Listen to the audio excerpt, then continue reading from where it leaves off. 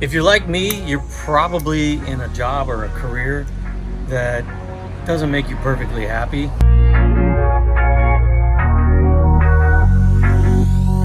I actually grew up around a family that was filled with entrepreneurs, so I've been around people that started their own business and businesses for most of my life.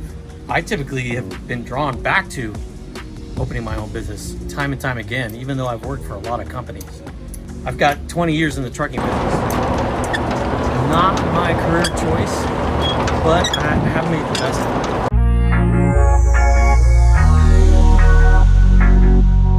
it. So in my experience, life gives you a lot of opportunities to follow your dreams, but recognizing when those opportunities come along is not always the easiest thing.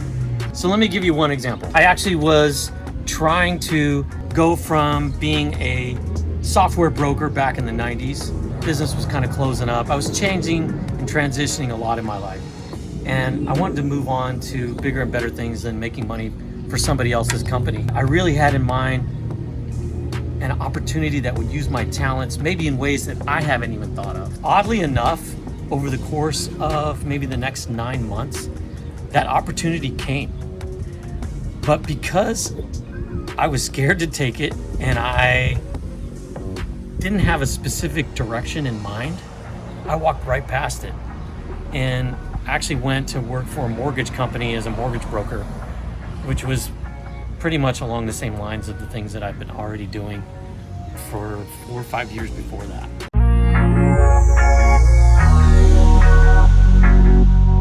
So this is where I'm at now. I'm back in that same spot. Although things aren't as dire as all that, I still have work and I still have a way to support my family and even stay in the career that I've been in for 20 years. There are doors that are opening to bigger and better things, and they're scary doors to walk through. But I think I've been in this spot enough times to know that this is one of those times when you take those chances, and in spite of the fear and in spite of the fact that you can't be positive that it's going to be some big payoff, to me, it's the universe telling me that it's time to make that move and to leave the things that I've been relying on behind me.